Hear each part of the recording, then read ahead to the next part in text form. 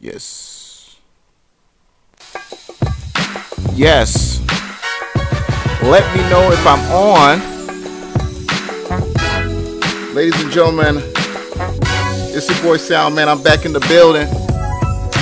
Took a little bit of a break, but I'm back, ladies and gentlemen. Shout out to the 313.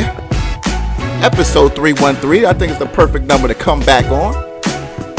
Ladies and gentlemen, took some time off, but I'm back. Got refreshed. You know, your boy been going 2 years straight, non-stop.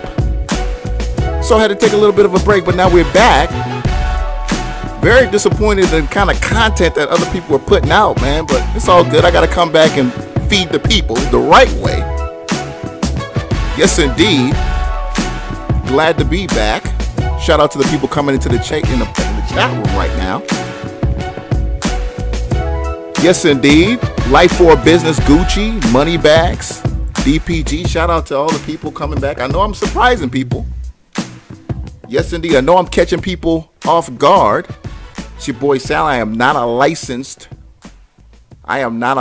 financial professional. Please talk to your own financial professional in regards to what investment choices are right for you. I know I'm catching people off guard. I'm just kind of showing up out of nowhere. I get that. Yes, indeed, man. Yeah. I'm refreshed, relaxed. The new schedule is going to be Monday and Wednesday. So Monday and Wednesday, we're going to do a quick hour show tonight so I can get reacclimated to the live environment. You feel me? Since I've been going, the market, man, whew, boy, the market has been on fire, man. Since I've been gone, the market has been on fire. Some stocks that we used to talk about here that let's be honest, were a fucking joke. You know, some stocks we used to talk about here were a fucking joke. Now I'm looking at them and you got to take them seriously now. You got to take them seriously. Shout out to Kenny Nick. What's up, Kenny? Yes, indeed, man. Back and better than ever. And let's finish up the year here with some money, folks. We got 6 months left in the year. All right. I remember breaking 2018 in with you guys here on the show. So look, if you're not where you are or where you want to be in terms of the size of your trading account, we're now going into the third quarter of the year. You know, the game's not up yet. The game's not up yet. So this is a time now to sit back a little bit, see where you are, make some changes, make some adjustments. All right, whether it be your trading style or the tickers you're trading, and get back in the game even stronger and better. What's going on, Ghetto Stock Trader? Yes, indeed. All right, I know it's a little bit of a surprise to see me just pop back up like this, but shout out to the people in the chat room. Yes, indeed. He said, "Sorry with the giant money hat." Yeah, man. But I've been wearing this money hat though, man. This money hat been on here. But ladies and gentlemen, again, man, the market's been on a complete tear. Look, I've been so impressed with AMD. I've been so impressed with stocks like AMD that, again, going into May, who cared about AMD going into May? I don't remember, going into May, we did not discuss AMD at all for the most part. I don't remember in April AMD being that much of a discussion. We saw here on this show the increase in AMD after earnings, and that earnings was a surprise. You got to remember the last two earnings reports, AMD was flying on the wings of Bitcoin trading and mining. Now Bitcoin, it's just complete disaster. Let's just be honest. I mean, it's just a complete disaster. I don't know what's going on with Bitcoin. We got Italy falling apart. We got Argentina falling apart. All of these countries where people who are living in these governments that are falling apart, obviously they must have some rich people there. Why aren't they parking some of that cash in Bitcoin? Why isn't Bitcoin being that asset that's supposed to be, where people fly to when you have, central bank confusion. Obviously it's not working. Something's not working here when we're talking about the internet of money, which is Bitcoin. Something's not working. They can say what they want to, they can say what they want. Something isn't working in the system. And now we're having Bitcoin at, testing, new lows practically every week. Practically every week, new lows, new lows, new lows, new lows. But AMD, going back to that, look, the resin processors, if you haven't tried them, they're like, would be right to call those resin processors. I don't know if we got any computer gurus in the building right now, but those are budget-friendly processors, right? And what we're seeing here that I haven't seen in the last couple of years is guys building computers again. The guys are actually building computers again. And that's helping AMD. That's helping AMD. And as you can see here, here's the chart. It's been on a tear. It's been the best 60 days, 45 days. I say 45 days that you can ask for a trader if you're looking to go long in a stock right now. I don't think you can do better than that. Appreciate you, SSE trader. DPG, what's up? Absolutely.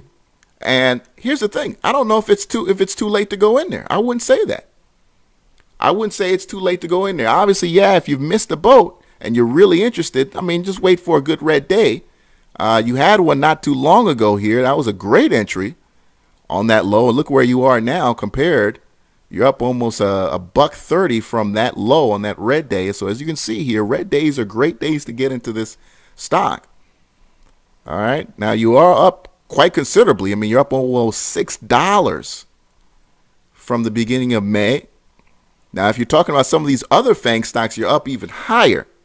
All right. You're up even higher. If you follow me on Twitter, OTC3000, I posted about how Netflix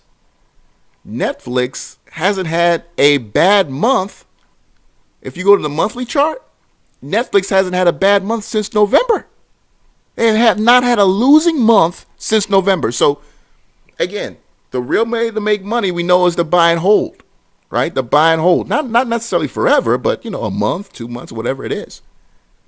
You've made a shitload of cash going long on those calls on Netflix if you hold month after month. And look, and I don't think it's over for Netflix because they don't really have any competition.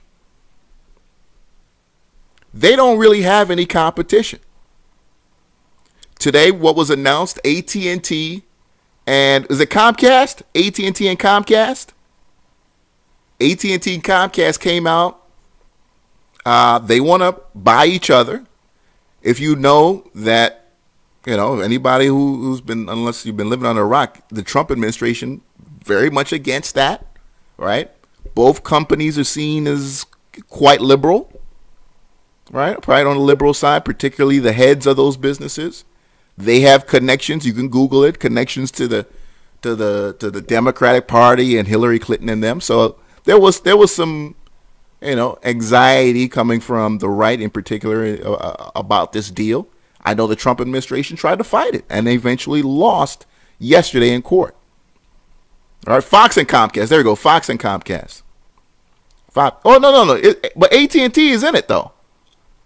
Is it AT&T and somebody? Is AT&T is in there? It's because what Trump really wanted to do was stop AT&T. Now, we know that blockbuster mergers like this, for the most part, don't do very well. Blockbuster mergers don't do very, very well in the long term. All right, go ask Verizon about how that Yahoo acquisition is doing. All right. There are a lot of acquisitions that don't do very, very well. GE, look at where GE is. Again, that was a stock that, it just goes lower and lower and lower. I just feel sorry for people. At this point, I just feel sorry for people. Now we're starting to see some leveling out here in GE though. So, but I thought at least by the time I came back, we'd be talking about GE above 15. Not even close. Not even close.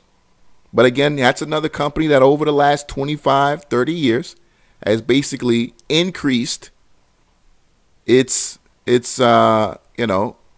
market cap by acquisition, not necessarily by real investor and a growing investor value. AT&T Time Warner. Thank you, Ghetto Stock Trader. AT&T and Time Warner. What's going on, CoinHawk Crypto? All right. Absolutely. All right. We talked about, again, going back to the FANG stocks. 2 months ago, it looked as if they were trying to break Facebook apart. It looked as if they were trying to break Facebook, and look at where Facebook is now. Testing all-time highs, literally almost day in and day out. And Facebook, we know, I don't care what anybody says, I don't care what the pundits say, Facebook is going to go higher. Why? Because, one, it's actually a very interesting platform to be on. All right? I don't care what anybody says. At the end of the day, a part of you does like to know what the people you went to high school with are doing, how they're doing, where you are in life in comparison to them. You like that. You also like the fact that you can keep abreast on what, some of them honeys you used to hit way back when, what they're doing. Okay? I know I'm not the only one. But no, at the end of the day, it's also a great meeting platform too. It's a great place to meet people, to centralize over particular topics, groups, events. It's really good. And now, with Facebook recently announcing that they're going to go into the dating space, so now they're creating the app. They haven't put out so much information in the last week and two, because it's almost about 3 weeks now since they put that out. But they're going to be going into the dating space. If you remember, when they came out with that Match group, basically collapsed after they came out with that. This is it right here. That was that month last month, where Facebook came out and they said that they were going to come out and start an app to help people learn how to date. And Facebook can really knock this out the park, because who knows you better than Facebook?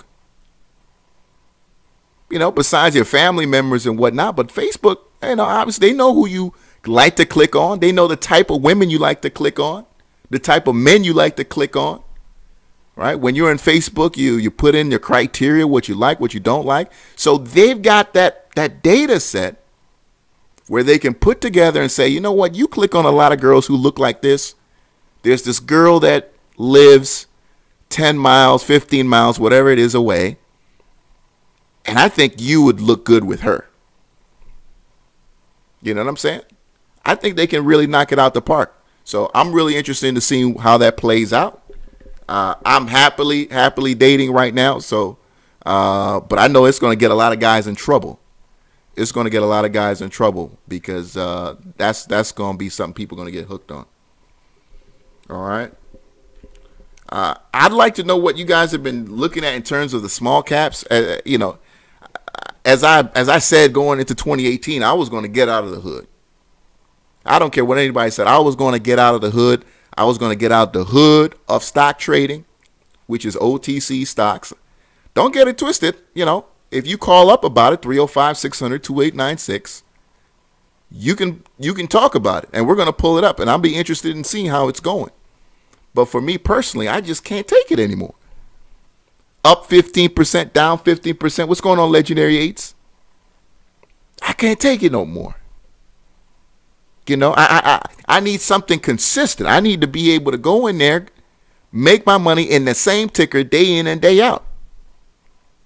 The idea of waking up in the morning with 50 tickers, 50 on my watch list, and 20, I don't want to do that shit anymore. When you're dealing with this kind of money,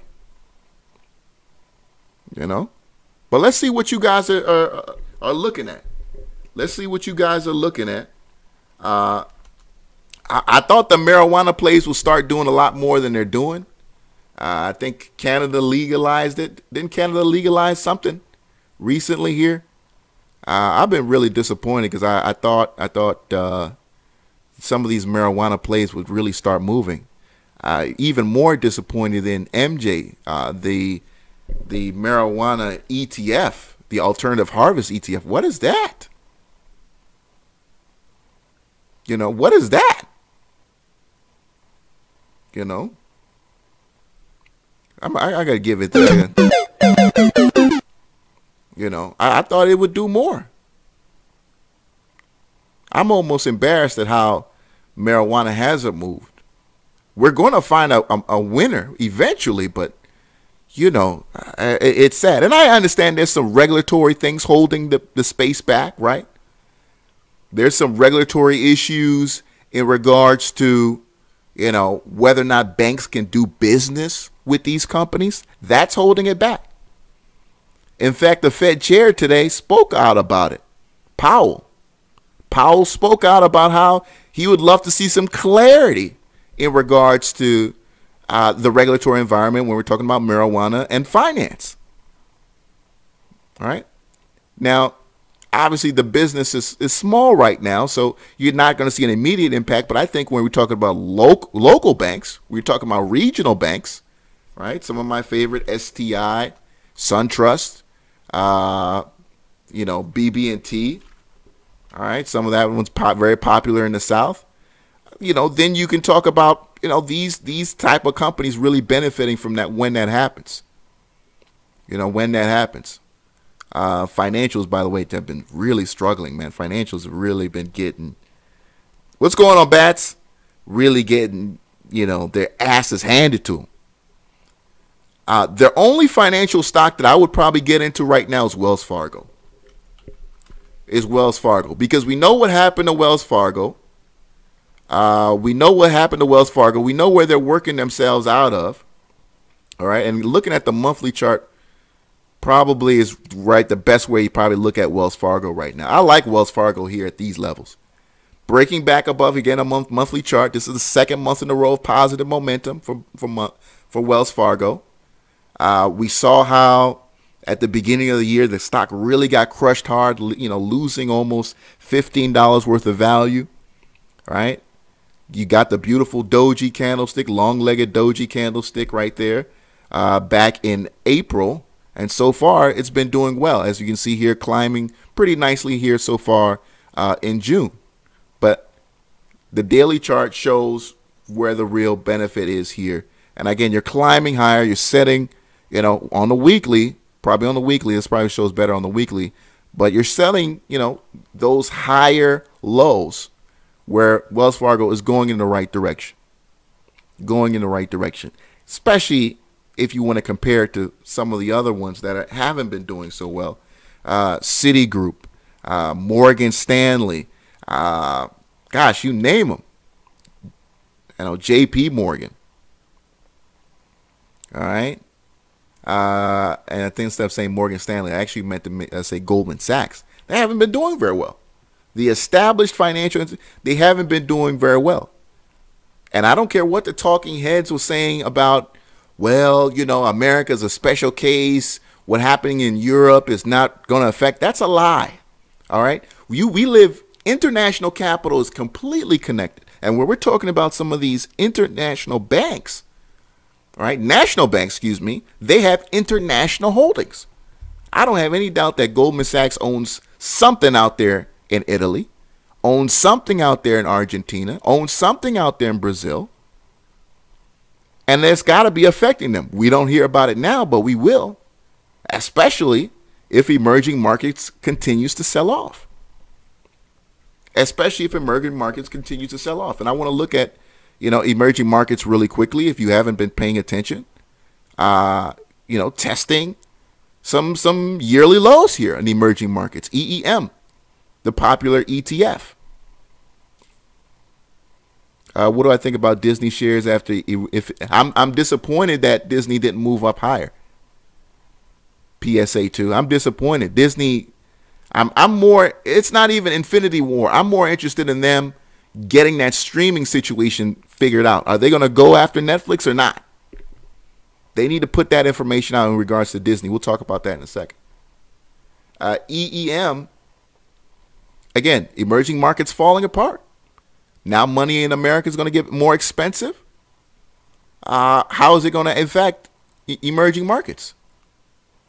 Trump administration wants to repatriate dollars that American companies have overseas. How does that affect emerging markets? All right. So as you can see here, things aren't doing so well. And let's add, by the way, that 2008, for those of you guys who know about what happened in 2007, 2008, that started overseas first. That started overseas with Iceland and many of those Scandinavian countries, eventually making its way west, then reaching us. And here we're seeing a similar, I'm not going to say the same story, but a similar story developing, where we're seeing, things going on in Europe, now South America, all right? If you haven't been paying attention, what's Brazil? What's the Brazil ETF? I think it's like BRZ. Let me see. I'll probably look it up better this way. What's the Brazil ETF? BRZU. All right, BRZU. BRZU. And the only reason I know about this is because you got more men now than ever wanting to go down to Brazil because the money, it's never been better to have U.S. dollars in Brazil right now. You've got an official rate that we can show here in just a minute. USD, what's the, let me see, USD, let me see, Brazil real. Yeah, there it is. There it is. USD real. This is the official rate, but you have an underground rate. You have an underground rate that in some blogs is being read as high as 1 to 5, 1 to 7. 1 to 5, 1 to 7 or higher. So I'm looking at these forums and brothers like, oh man, I'm going to Brazil. Woo, woo. I'm balling out here. Dudes who 2 years ago, they had a decent vacation in Brazil. Now they go to Brazil and they can stay at the 5-star. They can go to Brazil and be Diddy for 2 weeks. You know what I'm saying? They can go be Diddy for 2 weeks in Brazil because right now the Brazilian economy is falling apart. And it has a lot to do with the crime situation. It has a lot to do with the fact that Brazil is an incredibly unequal economy. They failed their people in terms of education and that things just can't get popping in Brazil. All right. Political situation is very volatile. So this will affect us some way, somehow. We're not feeling it yet. But it should be coming in our shores soon. And I think a lot of people aren't talking about it. We had somebody in the chat room. I'm going to get to HMNY soon. I don't know what happened to HMNY. One of their executives was on CNBC today, but they didn't bring up anything in regards to his company. Disney, nice move on Disney today, but I'm disappointed that this isn't higher. I'm disappointed that this isn't higher. Infinity War did great. Black Panther did incredibly well. All right, with Black Panther, they didn't even know, black folks like comic books like that. Then they found out, oh shit, black folks willing to go to the movie like that. They're willing to see the movie 2, 3, 4 times. Like some people did. I'm actually disappointed it's not higher. For the kind of content that Disney puts out, the ownership of the assets, obviously, it's a very cash-rich company, right? Very cash-rich company. But look at the way this trades, man. I mean, look at the way this trades. So, when you're talking about Disney, short term, things look good. But I want to get some clarity in regards to, what are they doing with the streaming? How is ESPN? Is ESPN going to be around? Is ESPN going to be around? Obviously, they got the World Cup situation. I'm excited about the World Cup situation. That's going to be great for them. That's going to be really good for Disney. But the company as a whole, things, they got to get it popping up there. All right. Things aren't looking so good. You need to get that stock back to some breakout levels. All right, but I understand it's an old company. It's been around for a long time. I think you can raise a question that has Disney really been innovating the last 10 years? Yeah. Besides the movies, yeah. You say get them Brazil. Yeah, they balling out down there in Brazil. A lot of dudes are doing that right now. I got a friend in D.C., and she told me, she's like, look, I was at the gate from D.C. There's a flight from D.C. straight to Rio. They said at the gate was nothing but brothers at the gate going to Brazil. Nothing but brothers at the gate. HMNY, what can you say? This company did a lot of things wrong. HMNY did a lot of things wrong. I was excited about this company at one time, but they did a lot of things wrong. And the first thing they did wrong after they bought MoviePass was the fact that a couple months later, they lowered the price of MoviePass. Okay? If you remember, MoviePass was about $49, $39, $49 or something like that. And they cut it in half. They cut it in half, and then they went to a $10 situation. That was horrible because you had people who wanted to pay, who were willing to pay the $40 price, and they were happy to do so. So it was very disappointing to see them cut the cost of it, even though they had buyers at those prices. And now to find HMNY where it is now, it's a disaster. And I don't even think the company's profitable. I would say it's not profitable at this point. HMNY looks like an acquisition situation at this point, or a full-out bankruptcy, and that's sad. And that's sad because we literally watched this company go from nothing to becoming a $40 stock, $40 pump, and then now, what a disaster. What a disaster. What's my thoughts on GoPro? GoPro is going through kind of a resurgence. Yeah, going through kind of a resurgence right now. But I'm thinking something about GoPro. Do people really think that GoPro is coming back, or are people just looking for an opportunity to bring something back from the dead? Right? Are they just kind of looking to bring something back? Because when I look at companies like GoPro, when I look at companies like, what's that made-to-order food company? Man, it's on the top of my head. Blue Apron. Right? Blue Apron. Are we looking at, very similar chart, right? Very similar chart. I think people are just, in a time when asset values start to get questionable, people start looking for tickers where it's like, man, that's a pretty good company. And even when the fundamentals don't say turnaround, they say, well, it's cheap in comparison to all of that. And I think that's the situation with GoPro. I don't think anything underlying has changed with the business to justify the move. Now, if you want to play the short-term run, be my guest. But at the end of the day, I still see a company that's being killed by knockoffs, being killed by competition, being killed by cell phones, right, that are waterproof, charge in 15 minutes, take camera, great pictures and video, come with all kind of setups, and you can attach it to yourself now and all that crap. So that's my take on GoPro. I don't think it's long-term a turnaround situation, but obviously people want to buy it now because that's what they want to do. It's cheap. It's a company everybody knows. It's relatively liquid, and it is what it is. Appreciate that, okay? Yeah. GoPro won't be around in 10 years. GoPro won't be around in 10 years. Okay? Won't be around in 10 years at all. It's kind of like Gateway. You remember Gateway? I remember Gateway was a publicly traded company.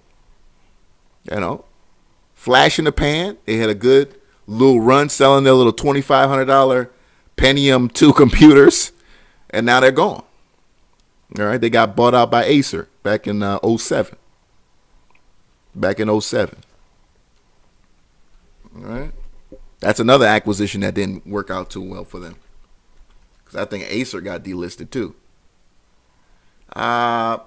Paychecks. I'm not familiar with this company. But I know one of their rival businesses is ADP. Now, when you're talking about trading, Paychecks, really nice trend, right, from May. Really nice trend from May. 29 times moving, 29 times earnings. All right. Let's see, where is their competitor ADP at? All right, yeah, ADP's got the better chart. And I don't know about you, but I'm gonna play the sector winner, the sector leader in situations like this. I love the young buck. You love the young buck, but when my money's on the line, I gotta go with the king. When my money's on the line, I gotta go with the king. ADP doing very, very well right now.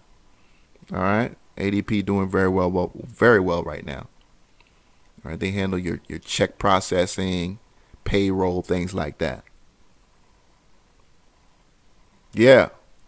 Gateway Computers, yeah. Don't forget about Gateway. They put a lot of people onto the internet, man. You remember Gateway and AOL were like this. Now Gateway and AOL, you don't know where they at now. That was back in the day. I forgot about Puros. They say they changed their name to BFCH. Puro, okay. We'll see what's up about that. 646, you're on the air. What's up? It's been a long time. It's Mr. Rosenberg. Ken, how are you? Yes, Ken. What's going on with you, bro? How's it going? Nice. I'm so glad you're back on the air again. Yes, back on. What an amazing time in the market right now. I mean, this guy, William Mead, if you follow him on Twitter about 3 weeks ago, he said is going to be crazy blow off in June, July.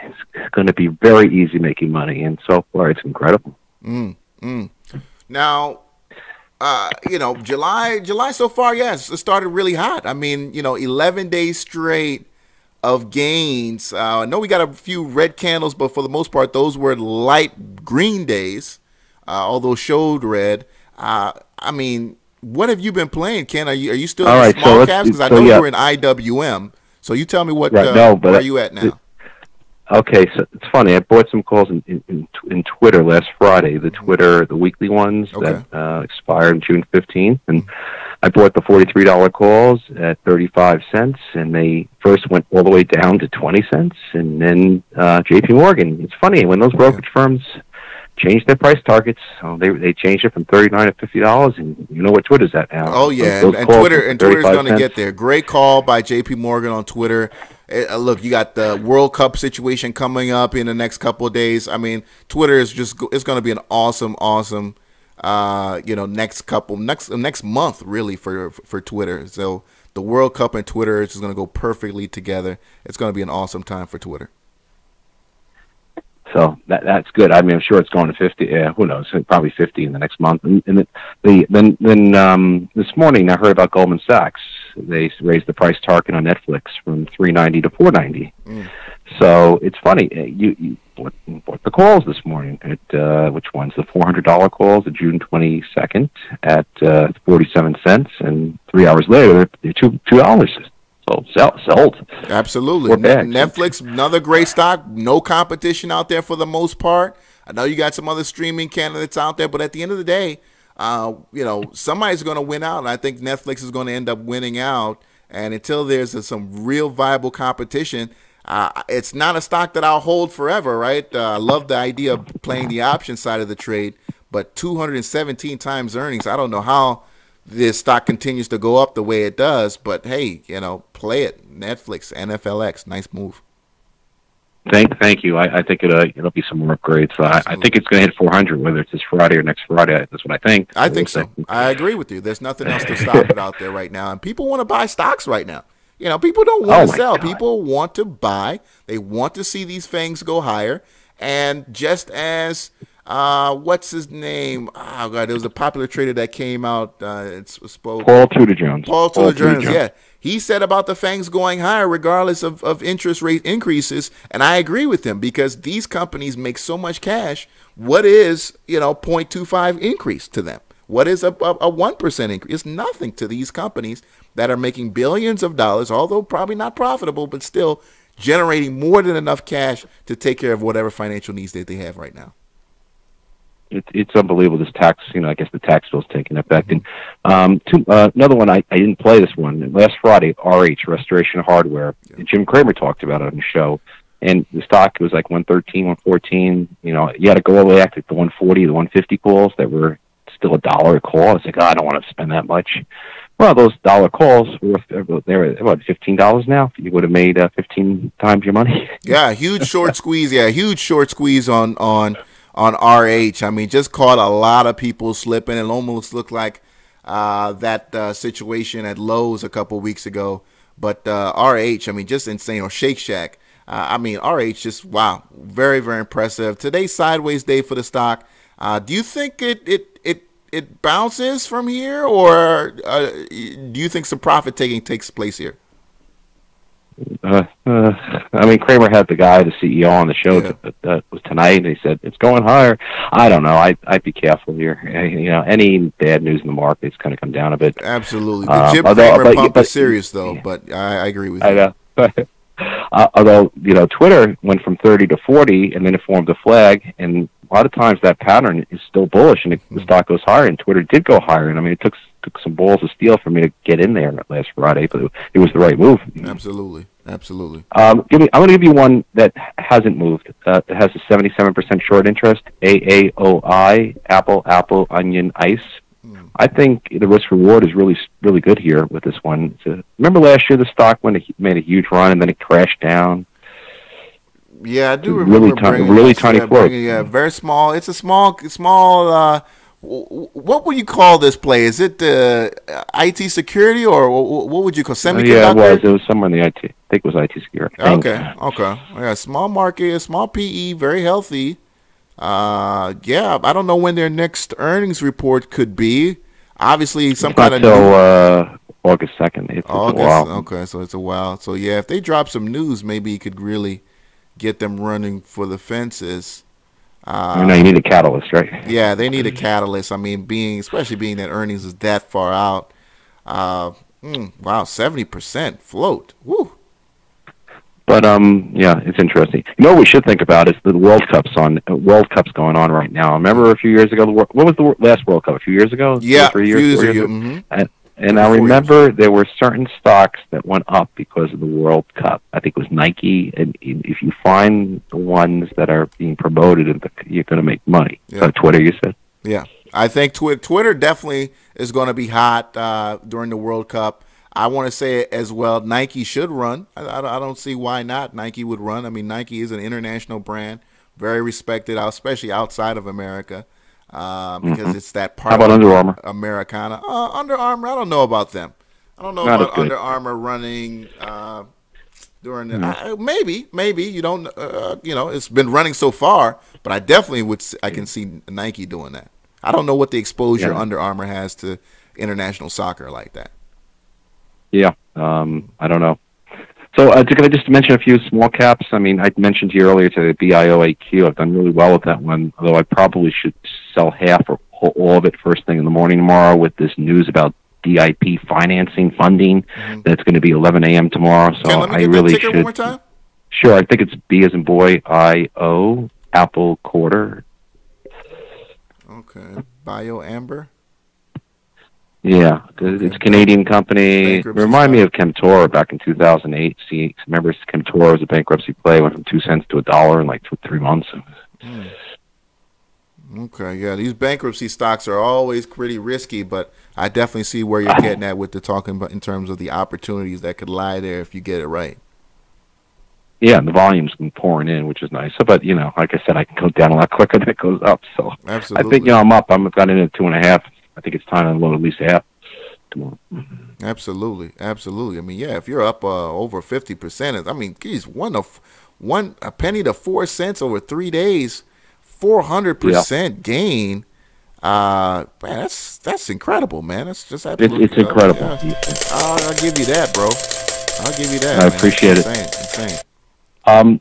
One more thing I wanted to mention. There's I don't know if you heard this guy, Own the Chaos. He has a YouTube show, a Twitter feed, and been following him for the last few weeks, and he mentioned that there are these plays by a certain CEO. Like, look at Larry Red, David Red, this Joseph Arcea. He seems to, what he does is he takes a shell and he fixes it, and then he sells it off. And some of his plays have gone up like 100,000% in a couple of months over the last few months. So Larry Red, David Red is another one of his plays. Mm. Now, when you say he fixes them, I mean, does he actually establish them with some kind of viable assets, or is he just fixing the paper? I think he's I'm not sure on that. I should do a little more research. But he's had some amazing runs. I mean, obviously, I'm looking at LRDR. I mean, the stock's up at least over 1,000%. If just doing the calculation in my head, from where we look at the chart, is December 1st to where it is now. If we're not talking about a stock split at all, and that's an incredible gain. It is. It's a gain. Yeah, I mean that's wow. Because if he's just fixing the paper, and it's legal, then by all means, I mean, knock it out of the park. I think it's fixing the paper. Mm-hmm. So I just wanted you to be aware of this. This is interesting. It's the same CEO for all these companies. I'm sorry, the same guy, Joseph, whatever his name is. And then he puts another CEO in there. And it's interesting. Wow. One more, APRU. I'll let you know that I sold out of it today, yesterday, and the rest this morning because it broke the 8-day moving average. The APRQ, that's that liquor the whatever, that special drink company that Anheuser-Busch, the CEO met with the Anheuser-Busch a couple weeks ago, and it's had an amazing run. Nice, very impressive run. Another small cap just doing incredible numbers right now. Getting some patience can really pay off in the small cap side. APRU, nice move. And Ken, I got a comment in the chat room saying, ask Ken if he's still playing FUSZ. Could it be done, or could it be consolidating for the next run?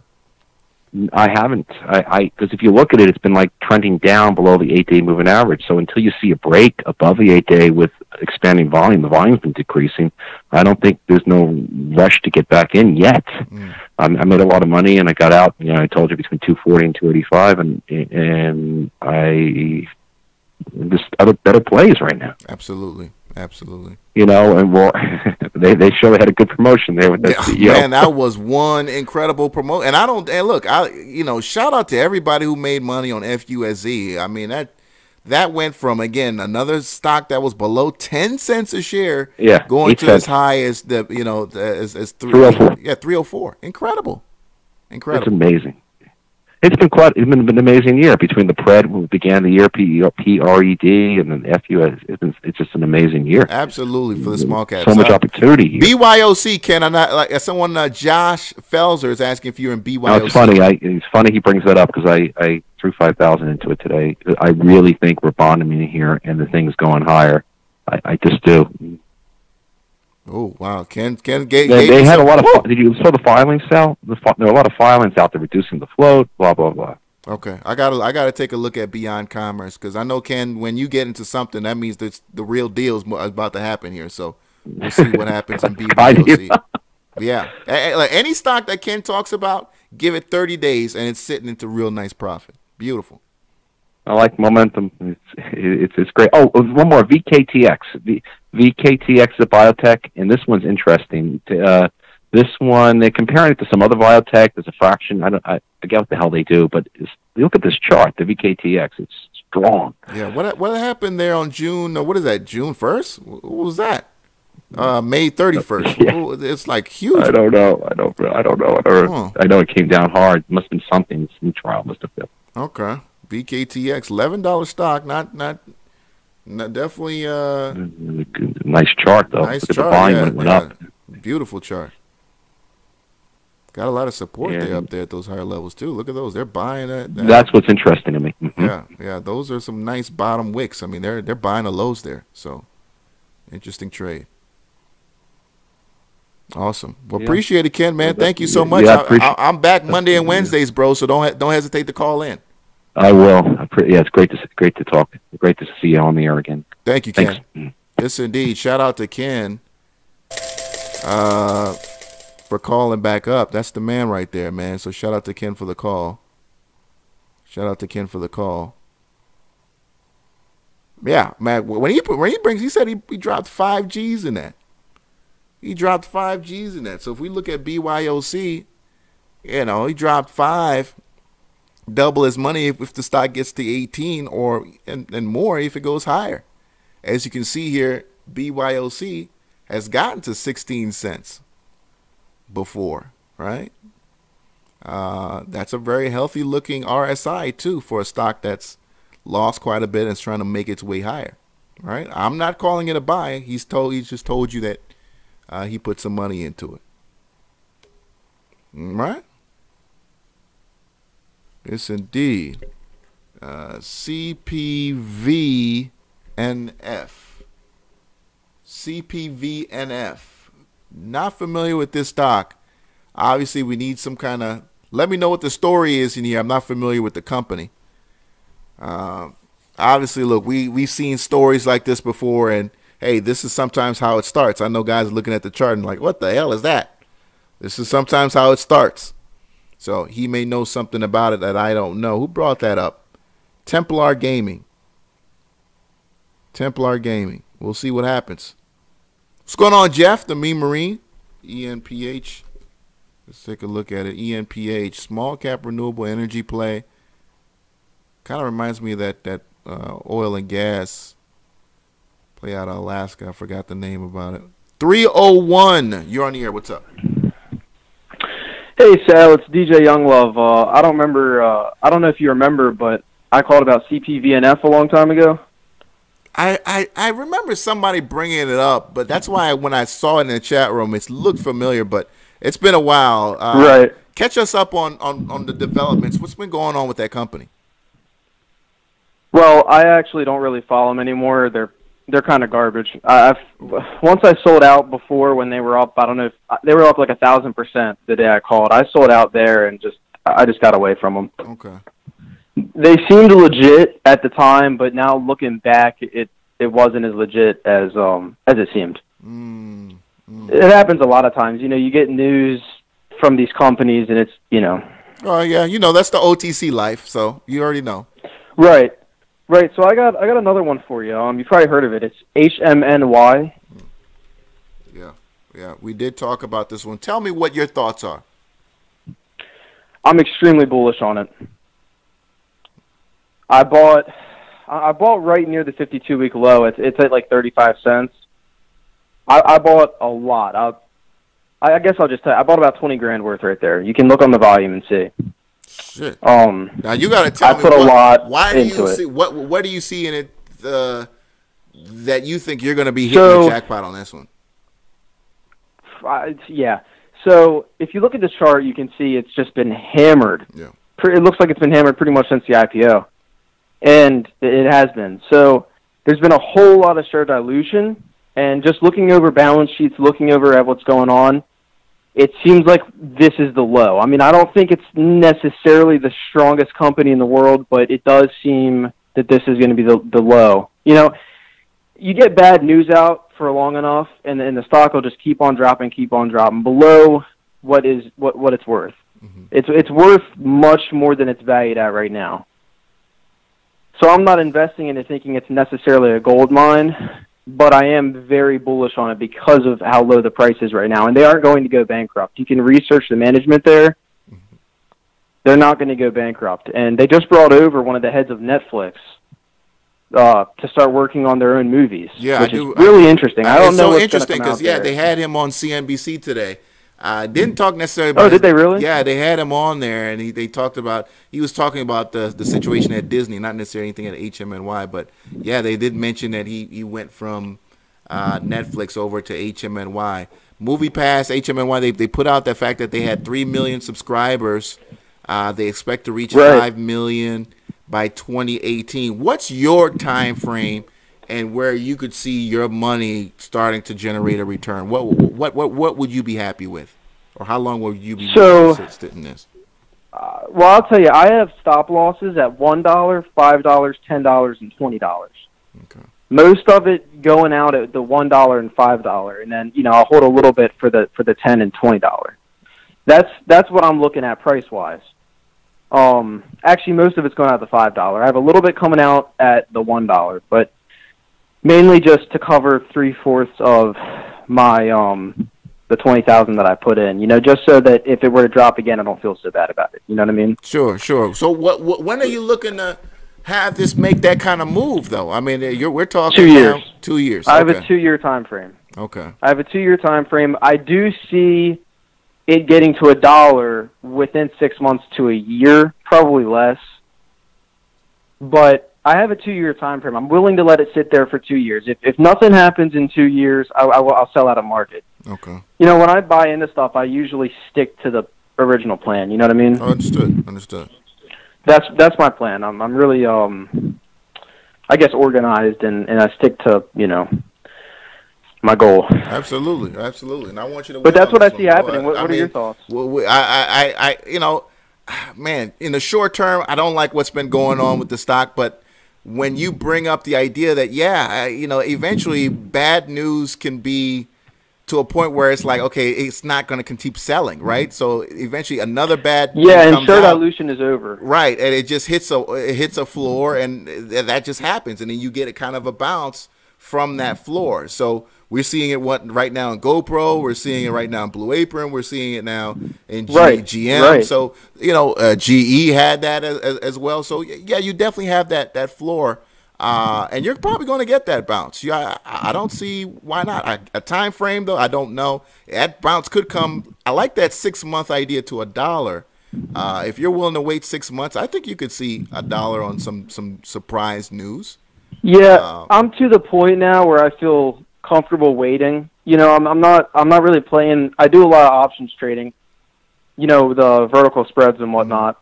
I didn't even know. I remember watching your streams. I had no idea that you didn't know about that stuff. I would have definitely told you ahead of time. Yeah, but I'm to the point now where I have enough wealth. Right now, now it's the only way I make money. But I had no clue that you could sell options without necessarily owning them, and generate income weekly, monthly, daily in certain instances, by selling out of the money options. I had no idea. Yeah. Also, I didn't know if you knew, but if you right now create a Charles Schwab account and then switch to TD Ameritrade, they'll give you free trades for 2 years. Oh, wow. Yes, I encourage everyone who's listening to the stream right now to go do that and use. No, number one, TD Ameritrade's great. I've used them for years. They're really helpful. I mean, they're not perfect, but right now, yeah, you can get two. I mean, you basically play them. You go to Schwab, and then you go to TD Ameritrade. You'll get 2 years of free trades. Now, is there any kind of underhand? Hey, you got to bring over $100,000 with you or something like that? I believe the limit is 25,000. Okay, so you for 25K, then you get the free trades for 2 years. Yes, okay. And you don't necessarily. I'm fairly certain you don't even have to keep that money in there. So if that's money that's in your bank account that you do not want to trade with, I was there not long ago. And, if that's, you can just put it in the account when you switch over. And I believe you can just take that right out and still have free trades. There it is. DJ, appreciate the call, man. Unless you got some other tickets for me, man, I appreciate you calling. No, sir, that's all I got. But I just wanted to bring that to people's attention. I don't feel like enough people really are looking at it. So there it is, man. Appreciate the call, bro. Thanks for everything you do. Thank you for the call, DJ, for the call. HMNY. I don't know if you heard my comments earlier about it, but I was pretty disappointed in how it sold off so aggressively. But to hear his take on it, I like his 6 months idea. His 6 month idea. I don't know why I keep showing up on that side.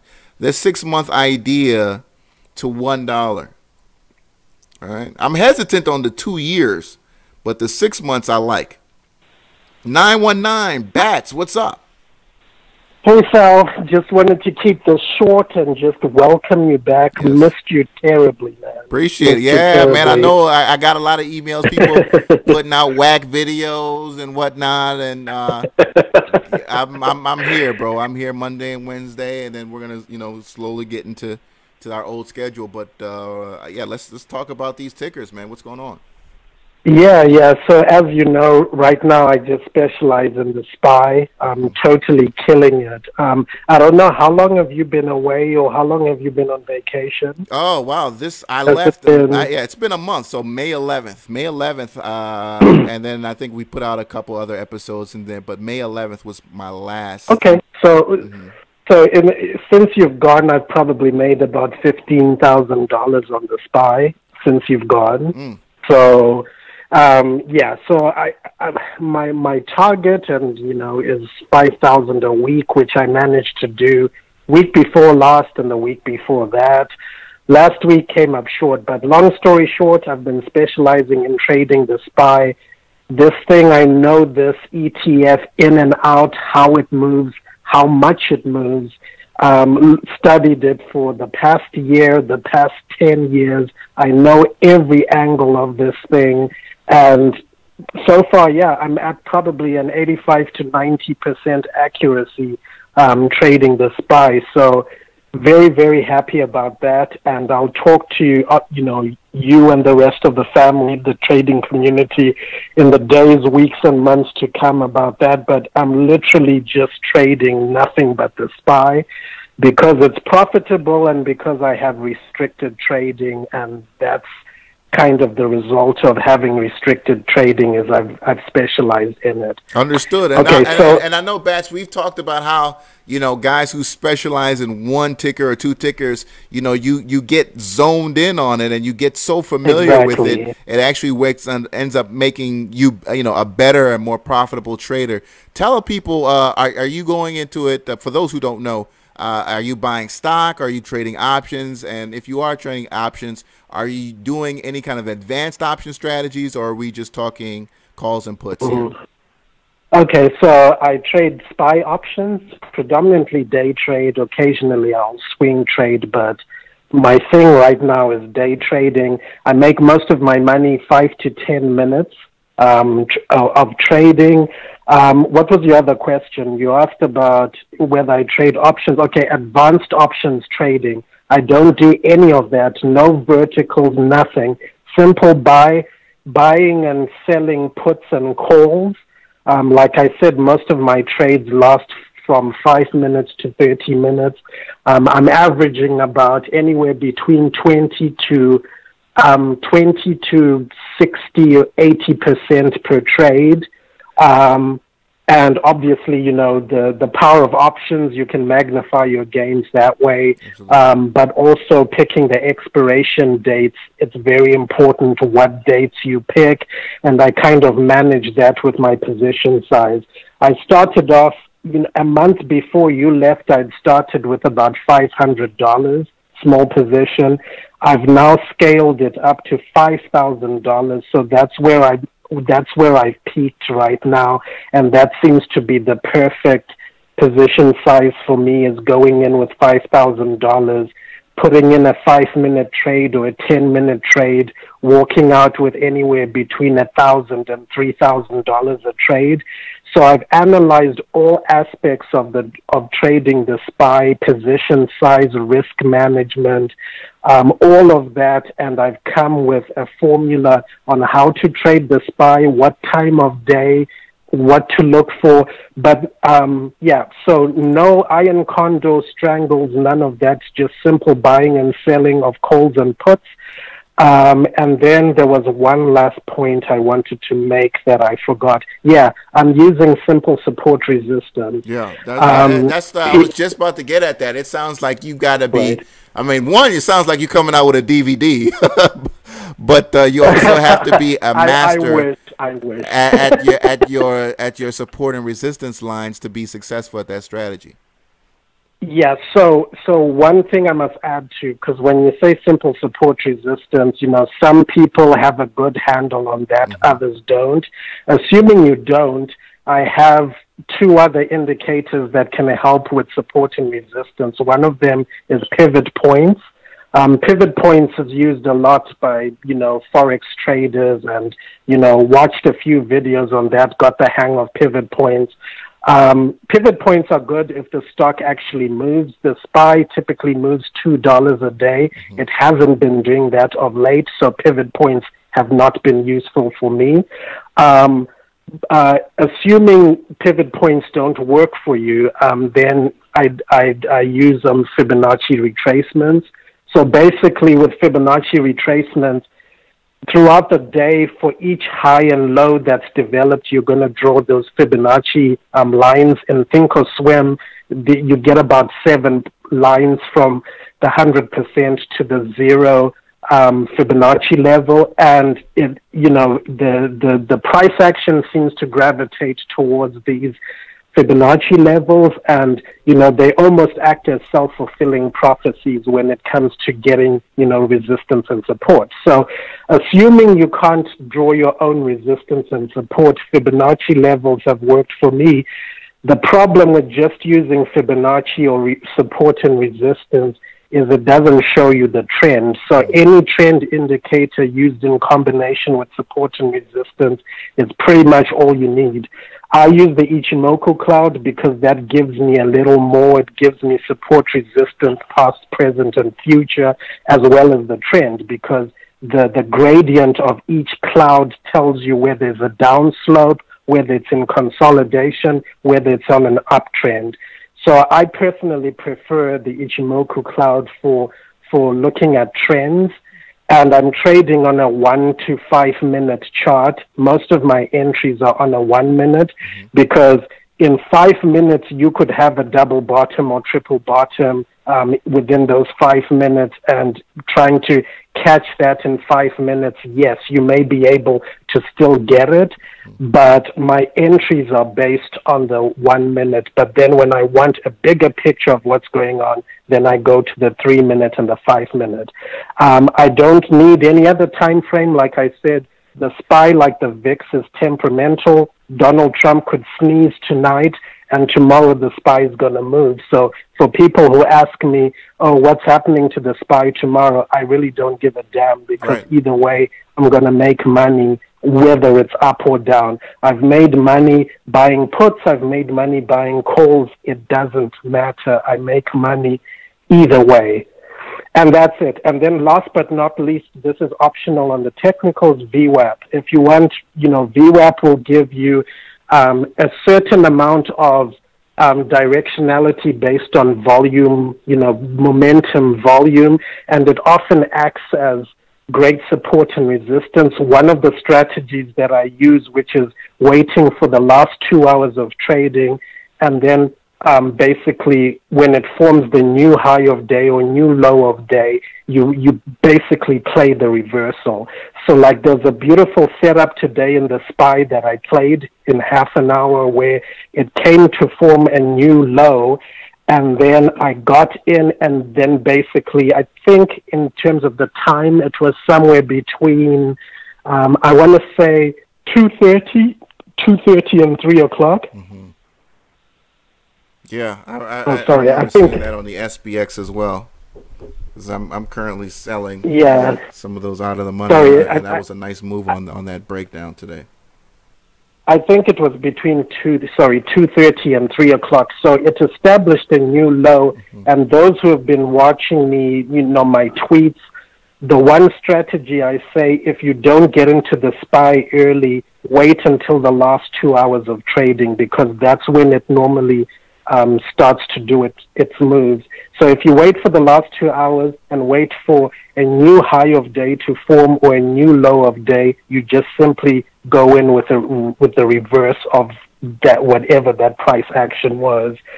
So that's what I did. Went in at low of day. It went up. I sold it in half an hour when it hit VWAP, because VWAP can serve as support and resistance. So obviously, if you were coming from a high of day, you could buy it at the top, wait for it to come down and sell at VWAP.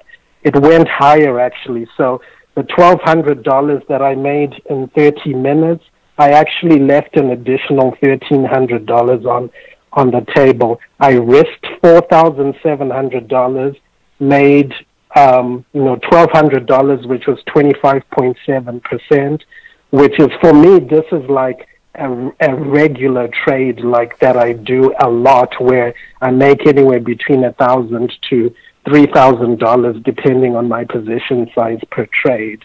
So it was a textbook trade, nothing. Initially, I got impatient because the SPY wasn't moving, and I think it was staying at the trading range was about 45 cents for about an hour or two. And with all the work I've done on the SPY, I know the SPY moves an average of $2, so I knew there was a move coming. On bad days, like the day before yesterday, it moved, or yesterday it moved like $1.68, and then the day before that it even moved less. Absolutely. But yeah, these are the type of things that you learn when you specialize in just one thing, because I think traders fail. I know a lot of traders fail because you look at Netflix, you look at Google, you look at Facebook, you want to trade them all. And so you're spread too thin worrying about, okay, where is Facebook today? Where is Blue Apron, or where is Sears? So your mind is already you're scatterbrained and can't focus. And then on top of that, you're probably using too many indicators, technical indicators. So at any one time, I'll have less than 3. Like I said, I'll have my Fibonacci levels if I don't draw support and resistance for myself, and then I'll have something that shows me trend, something like, the Ichimoku cloud, and that's it. Before I go, because we'll be talking about this in the days and weeks to come, before I go, I've got to pick a very long play, maybe 3 months, 6 months, maybe to the end of the year. Okay, let me get that ticker. The South African Gold Company, HMY, not HMNY. This is HMY, Harmony Gold. Mm-hmm. It's hit its critical support. If you look at that support around 160, that support is very strong. If you put it on the weekly chart, you'll see that support has been maintained even as way back as 4 years ago. So this is a critical level. I've always wanted to trade this. Unfortunately, I don't think I can with my restricted trading. I can buy the stock outright, but if I need to get options on it, it's going to have to be a leap, and that's just opportunity cost. I'm not going to leave, tens of thousands of dollars in HMY for a year where I could be making money on it on the SPY.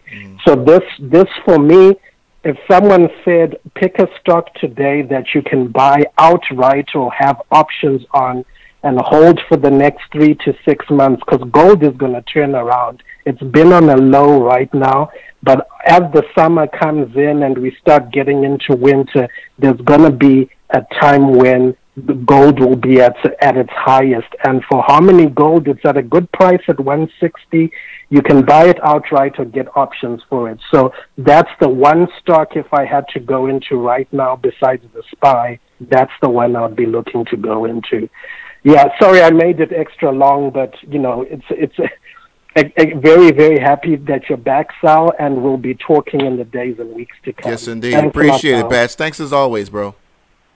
All right, take care. Bye-bye. Yes, indeed. Shout out to Bats. HMY, interesting call. HMNY. I would put up the price of gold next to it and see what it does with it. All right, I would. I'm not going to confuse myself here and my listeners, but I would put up, pull it up on your chart, pull up the price of gold and see, when gold runs, what does HMNY do? Or HMY, excuse me, what does that do? So, very interesting ticker. At as he said, some all-time lows here. All right. Absolutely. I had somebody in the chat room ask me about Pred. Man, I'm so disappointed in Pred compared to where mentally I was about Pred at the beginning of the year when the CEO, reached out to me and a couple of the other promoters that had, relations with the CEO. Not that kind of relations, but relationship with the CEO. It just seemed like they were really, going to make some things happen. And then to see where it is now, and again, I love the fact that, so many people I put into it made money. I love the fact that I was able to call the top as well as I did. But could it bounce again? I don't know. I'm sure there's kind of be some dilution there. I don't even know where the share structure is right now. But I'm just so disappointed in Pred because I was so excited about PRED and what, I was told could happen.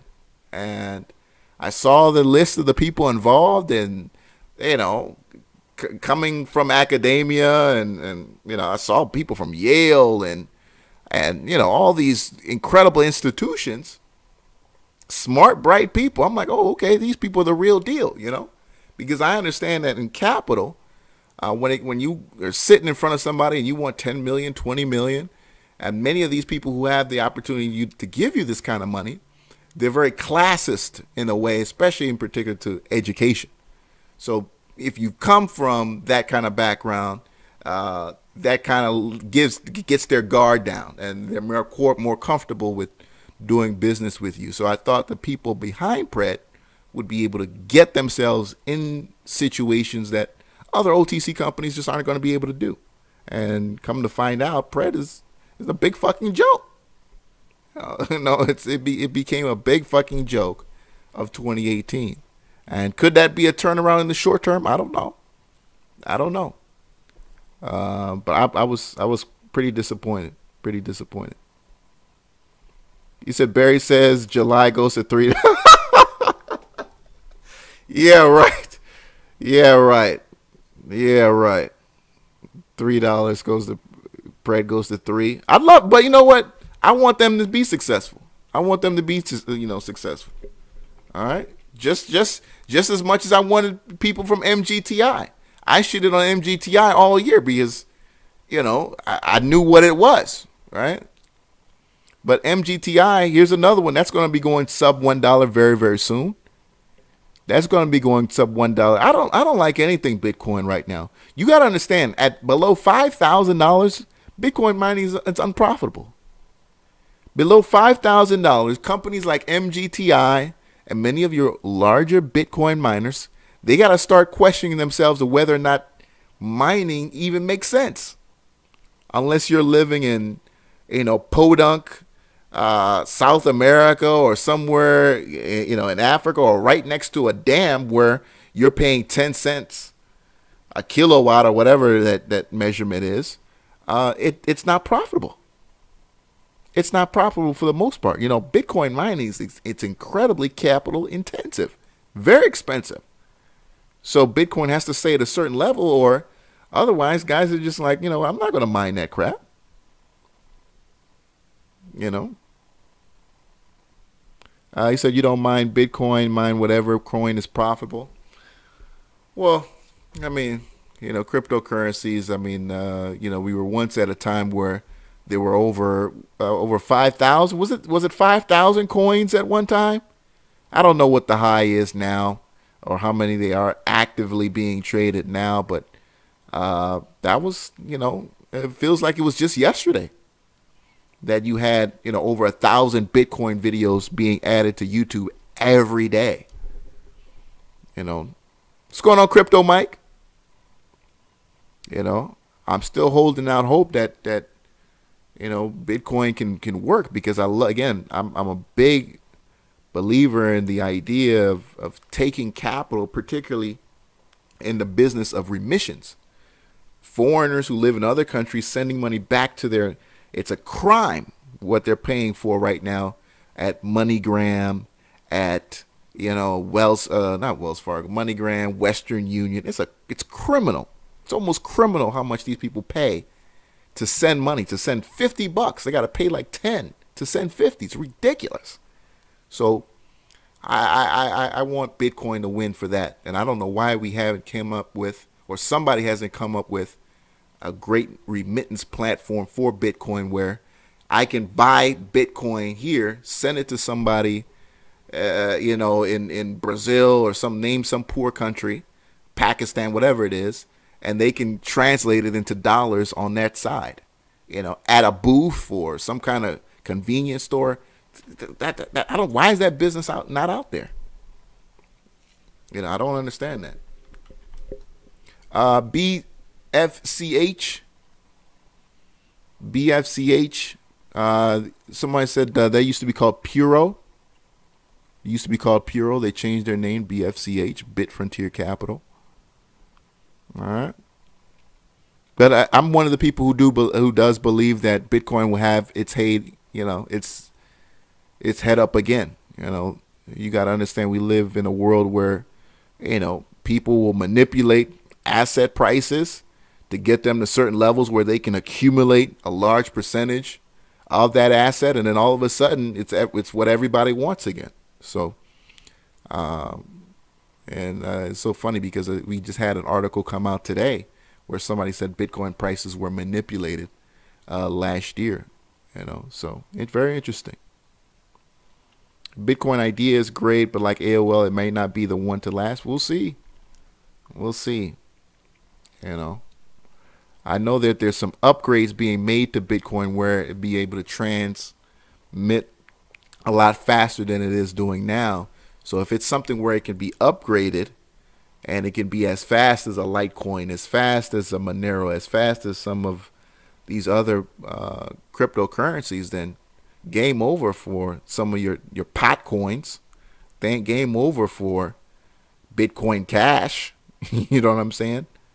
So very, very interesting. All right. What's going on, Christopher? Hey, Christopher, are you still in the Dominican Republic? All right. PLG, Platinum Group, Canadian play. Good God, boy, that chart is Boy, that chart is rough. 10 cents a share right now. Yeah, this isn't this is something fundamentally wrong with the company. All right, this isn't the price of gold. This isn't the price. There's the commodity. That there's something fundamentally wrong with that business when you're looking at a chart like that. Something else.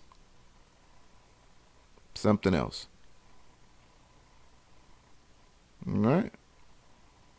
FDN. What's going on, K-Mac? FDN. All right, a few more tickets, and then we'll get up out of here. All right, appreciate you guys being with me. It's my first day back in a while, getting reacclimated with the live. FDN, not familiar with this company. First Trust DJ Internet Index. Very much like many of these other index funds that are going really well. One index fund that I got my old man in, I got my parents in this one, because they're not in the position to buy large shares in Amazon or some of the other ones, but I love the sector. So I got them in iBuy, which is online retail ETF. And I got them in this. It's not crazy liquid, but one of those plays where, they've been in it for well over, almost half a year now, and doing very, very well. So iBuy is one of them, and I think this continues to go higher. There's some other online retail ETFs out there where basically Amazon, Google, I believe, is in the fund too, a certain percentage of that. So basically online retailers. And I believe online retail is not just getting started, but, one day you're just going to walk into a store and you've already made your purchases online. You're just there to pick it up. And I'm talking groceries. I'm not, because people are already doing that. I'm talking about your groceries. And because groceries, for the most part, we're still doing shopping for food like we did in the 1940s and 50s. You go there, you get a cart, you're walking around with a bunch of strangers trying to dodge and weave, and, people hate that shit. So I'm looking forward to seeing the next leg of online retail, which is going to be food and the way we shop for food. That's going to be very, very interesting. All right. DRWN, clean slate. I know it's another one of those OTC stocks we've talked about here. Not familiar with it. 0002 stock, lottery pick stock. So good luck with it. Christopher, you say you're going back in 2 weeks? Yeah, let me know how that house situation is, because I remember you saying you were looking to buy that piece of property out there in the Dominican Republic. Shout out with that. Dollar's been on a nice little tear lately. Kind of been hurting some of the export stocks as well. Besides the fact that we're going back and forth on the trade situation here, Caterpillar, one of the biggest, primary export type businesses. Interesting to see where that stock is. I typically like to look at Caterpillar to determine what the rest of the world looks like. It's a good way to kind of judge how things are going with that, because if Caterpillar doing well, America one is doing well, as well as your emerging markets. All right. Any last tickers before we get out of here? I'll be back on Monday, looking at some of the stocks that we saw drop big time today. All that hood hustling couldn't save H&R Block, man. H&R Block, one of these other once very reputable company that just goes now. They're putting them all in the ghettos of America. And what's the deal now? Like, you can have an H&R Block for like $5,000 or something like that. That's the new hustle. And many of the people involved are now kind of sketchy, and they're playing funny business on people's taxes, fudging numbers, and it's really sad what's happened to H&R Block and that business. Lost 17% today, and it's probably going to go higher. Jim Cramer talked a little bit about it. I think it goes higher as well too. That's just a horrible miss, man. Look at the numbers. This is a disaster for H&R Block, but the business at the end of the day is outdated, right? The whole idea that you're going to go to somebody else to do your taxes, particularly now when so many young people can't find work or can't find good work to be able to provide for themselves. They don't have much of a tax return to file. So, and being that they are the internet generation, they're going to do it themselves. The idea of taking time out to go to somebody else to pay $400 to $1,000 to $2,000 to do their taxes is out of the question. So you're going to see businesses like H&R Block disappear in the next 10 to 15 years because it's just not going to be worth it. It's not going to be worth it. It's not going to be convenient to do it, and it's not going to be what people want to do. Mm-hmm. Yeah, these companies are going to become, they're going to go out of style very quickly as these businesses fall apart. All right. Thank you, SSE Trader. Yeah, so my trading style's really changed, guys. Again, I'm now just basically, bear put spreads, bull put spreads. So a lot of verticals. I know I misspoke, but a lot of verticals. Iron condors, love iron condors. The fact that I could make a trade in, let's say, SPX and put a nice little 10 point wide, a condor, and make 3, 4, 5, 6 grand every, whether it be a week or in a month. I mean, I'd love that. And I don't care where the market goes. The market go up and go down. I don't care. As long as it closes within my condor, within those brackets, I make money. It's a beautiful thing. You should look into those kind of things. I don't know if you can see this book. This is another one of the books I have laying down here. Besides the videos that I got at nodirection.com, I'm also using black box stocks to find out where traders or what traders are selling. This is called, let me see if I put it closer, Generating Income with Conservative Option Trades by Uncle Bob's Money. And I know he's got a website, UncleBob'sMoney.com or something like that. But good book. I bought it on Amazon. It's a decent primer. But again, if you know options, then you already know the strategies. This is just basically the conservative option strategies that I can sleep at night and make money. I can sleep at night, make money, make one trade for the week, one trade for the month, and I already know what I'm going to make. It's a conservative trade, and I got a paycheck every week, every month. One at the beginning of the month and in the middle of the month, as if I have a 9-to-5 job where I'm getting a check, and that not a check per se. It's it's an expiration on an option, and then the money just shows up in the account. Love it, absolutely love it. I don't know where my head was for the longest period of time, messing around with all the bullshit strategies that I was for the longest time, but it's definitely turned me into I wouldn't say ultra conservative, because I'm definitely taking a bit of risk, but not going crazy with it, because you can make some big time money if you really keep those condors tight. But mines are pretty wide. Go to you can go to, gosh, bro, there's a lot of places to learn how to trade options. Optionalpha.com. He's got a free course. He's got like 12 classes that are free. Optionalpha.com. He'll take you from A to Z completely free of charge. Now, he's got an advanced option lesson, which I think is like $199 or something. But optionalpha.com is great. He's got video lessons, and I think each lesson is like an hour and a half long. He's got 12 of them. So it's a lot of content that he's putting out there absolutely free of charge. So what I've learned over the last month since I've been gone, a lot of people have, asked me, how to do this, how to do that. And you guys get that as traders yourself, right? People say, oh man, I'd love to know how to do that, but then they don't put in the effort, right? Somebody comes to you and says, oh man, I want to learn how to trade. They do it for 2 or 3 days, and the next thing you know, they're somewhere else. So you can get somebody, give them some information about it, but if they want it, they're going to put in the effort or not.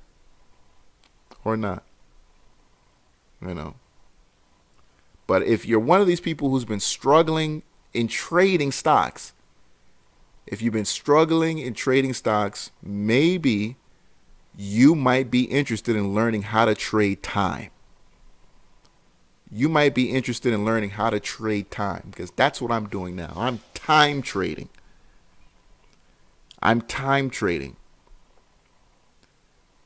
There are millions of dollars worth of options that expire, if you're looking at what I trade, the SPX, 3 times a week: Monday, Wednesday, and Friday. All right? And these options expire worthless. I'm selling the 28.20s now for Friday. I'm making cash on that every day. The market will probably be lower tomorrow, so I'll just keep making money on that. And then on Friday, it expires worthless. I don't even hold it sometimes to expiration because I'm practically all the way there. So I just close them out, move on, and sell sometimes a higher strike or a lower strike depending on where the market is. And I don't care, again, where the market goes up or down. So look into option selling, again, if you are struggling, or if you just got to a point where you're just tired of being in front of the computer. And I had gotten just tired of putting together a watch list, looking for patterns, trying to memorize pattern. I just got sick and tired of that shit.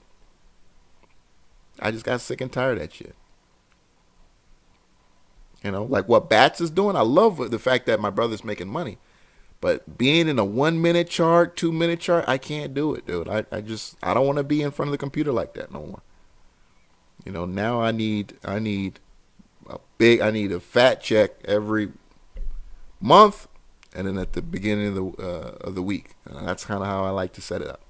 I'll check my phone, every once an hour maybe, just to see where the market's at. Other than that, I like reading business news, macroeconomic news in terms of the global economic picture, individual companies, what they're doing. But I'm not going to be following these tickers like I used to every minute. I just can't deal with that anymore. All right, so you guys look into that, especially if you're struggling. All right, or if you're new. Why avoid the OTC trap especially if you don't know what you're doing. All right, so last call. Put your tickers in the chat room. We can take a look at 5 more. We'll do 2 or 3 more, and we'll be out of here. Other than that, guys, I want to appreciate you joining me here on the show. I know a lot of guys were, oh yeah, I'm back Monday and Wednesday. I know a lot of guys were just, man, putting out a lot of bullshit. Just a lot of bullshit videos. And I took a look, took a seat back from YouTube and looked at. It's just a lot of crap. And I don't even say my content's the best, but at least I make an effort to know what's going on. I mean, you watch some of these guys, and it's clear you don't know what's going on out there. You maybe 2 or 3 stocks they know about, but for the most part, you're watching this guy and you're like, I know he doesn't know what's going on. And they just stick on their 1 or 2 tickers. Like, spend 30 minutes talking about 1 or 2 tickers. Like, there's a shitload else going on in the world. So I hate the fact that you guys have to put up with that shit. IQ. Yeah, this is an interesting one because this has been rallying all of May, and I've been seeing it on Twitter. I'm not familiar with what the business is or whatnot. If I'm going to go into a chart like that, I'd just go into Netflix or something like that, a little bit more familiar to me. But congrats to anybody who's been riding that. I mean, it's very impressive. But I don't know much about the company. But I know the company. I can see here no PE ratio, so they're obviously losing cash. And I don't know what's going on there. Possibly a short squeeze or whatnot. Kind of reminds me of Shake Shack. I said that earlier a little bit. Shake Shack was another one of those ones that you had a nice little short squeeze at the beginning of the month. And now hanging up there. It could be coming down. I'm watching this one carefully, but I think Shake Shack could go up higher because it's kind of I wouldn't call it a boutique burger place, but kind of one of those small burger places that has a following and could do more at some higher levels. All right. IQ interesting. OHRP. Didn't I? Oh, okay, I don't think it. No, okay. I thought I wrote an article on this one on my website, but I don't think I did. It's another. I think it was ORRP.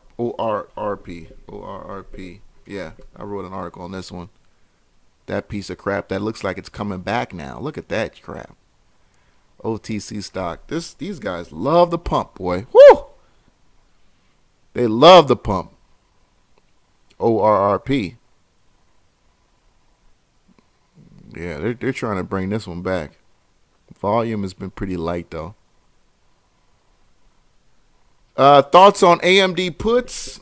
I don't know. I don't know, man. AMD on here on the daily chart, as you can see here, AMD doing very well. Yeah, you're hot, right? You're hot. If you go with AMD puts, you look at the weekly, man. You're getting killed here on the weekly, bro. I mean, you can't doubt that there's got to be some guys in there who thought, I'm going to buy a weekly put. It should be down for the week. And look, it hasn't been a very good strategy. So when you talk about AMD, I say don't fight the trend. You got the breakout here. Don't fight the trend. AMD's been a loser for the most of 2017, going into 2018. So AMD's got some catching up to do. Yeah, AMD's actually got some catching up to do. So instead of buying puts, I say, if the stock does pull back, it could be an opportunity for you to make some money on the long side. All right. Because when you look at, I wouldn't call it a sister business, but once rival, when you look at AMD, I'm not going to compare the two, right? But they're same business. And I'm not going to say AMD is going to be the next NVIDIA, but you can obviously tell looking at these two that, there's some gains to be made for AMD. There's some gains that are due. You see what I'm saying? There's some gains that are due. And I wouldn't fight the trend in AMD. Not me. Ray J. I would actually go long on AMD on a pullback. Wait for a good red day, and go in small, and then if it goes your way, position size up as it continues to go higher. All right, but does it need to cool down? Yeah, I see that. I see that, especially when you look at that weekly. But I wouldn't fight the trend. NVIDIA, nice one, still going up. Can I explain option selling? I don't want to make this video too long. I'll go into option selling in another video. Today I just really wanted to get back on the air and get myself reacclimated to everything going live and whatnot. The phone's working, sound looks good, picture quality is great. But option selling, yeah. Look, guys, it's really changed my financial situation from making here and there to now it's just consistent. It's consistent. I look at the options. I know what's going to be in range and what's not. And you're looking at a ticker like the SPX, which is basically European style options. It just works in my favor. I'm collecting premium. Collecting premium. Yep. Yes, sir. Yes, sir. Collecting that premium, man. Doing these verticals. I'm selling the 2820s right now. I got a 2820 being sold basically down to zero, especially if we continue with what started today. By Friday, if we don't hit 2820, I got another 4,500 coming into the account by Friday. If we don't hit 2820 by Friday, which is basically out of the question, I think our probability now is like 88%. So at this point, you're not gonna get me to jump on a trade and guess when I can make consistent income like that. Is that the same thing? I don't think so. Is that because I've always known it as collecting premium? Is it selling premium? Is selling? It might be the same thing, right? Because Money Green. Actually, you know what, Money Green? It is the same thing. Because when you buy a call or buy a put, you're paying for a premium. So yes, when you're selling a premium, I believe that's also the same way of saying you're collecting it. I have read that before.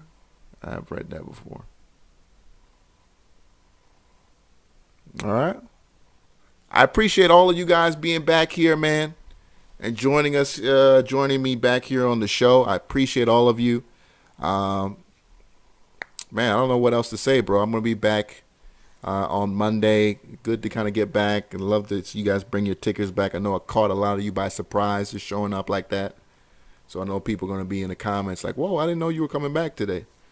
But, we got to get back to making this money, man. We got to get back to making this money. We got 6 months left in 2018. I know a lot of you guys want to do some really big things for Christmas, for your families and for yourself, for your wives, for girlfriends, whatever it is, man. Let's make it happen, man. Let's make it happen. I got some things that I want to do, some places I want to go. Let's make it happen. We got 6 months left in 2018. Some money goals that you have, or where you want to be in terms of your account size. Some of you want to get out of PDT. Some of you want to make 100, 250. Whatever it is, let's make it happen. Let's make it happen. All right. Life for Business, Money Green, appreciate you. Ray J, all the people who've been in the chat room. I got to get the whole, I forgot my little Rick Ross sign-off thing. I knew I'd forget something. But all the people who called up, Bats, DJ, Ken, shout out to all those people who called in. I appreciate you. Look into options, guys. Look into options trading. Look into trading large cap stocks. Small caps are great. Look into trading large cap stocks too. Trust me, it's not bad, and your money doesn't deplete as fast. All right, you'll learn quite a bit. All right. With that being said, I'll see you guys back here, same time, same place on Monday. Look out for a video this weekend on the Tulsa Real Estate Fund. Those of you guys who might be familiar with that, it's this Jay Morrison guy created this real estate fund that's not necessarily a real estate investment trust, but allows the public to invest in this real estate investment trust, and a lot of people give them a lot of shit about it. And I just kind of want to put my thoughts out there on how incredible an opportunity this is, and it's how sad it is that, you know, this wasn't done years ago, because these things have been around for quite a while in different forms, but it's new to many people. So I'm looking to put a video out there this weekend on that. All right, appreciate you, Legendary Eights. I'll see you guys back here same time, same place Monday. Take care, everyone. Have a good night. Happy trading this week. Take care.